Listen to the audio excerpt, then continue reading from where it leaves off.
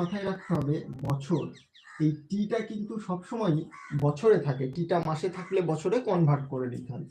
টি হলো। আর আর আর মানে কি? সুদের হার। সুদের হারকে লিখি আমরা আর। তাহলে এখানে আর কে বলেছে কত? 2r%। টি বলেছে t/2 বছর, তাই তো? আর মোট সুদ আমরা বের করব।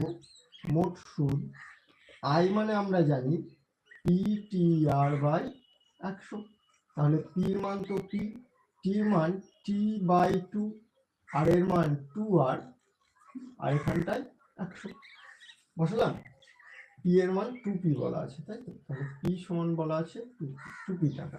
তাহলে এখানে 2 কাটছে, এখানে 2 50 100, তাহলে থাকছে দেখো PTR/50 টাকা মোট সুদ। PTR/50 কোথায় আছে?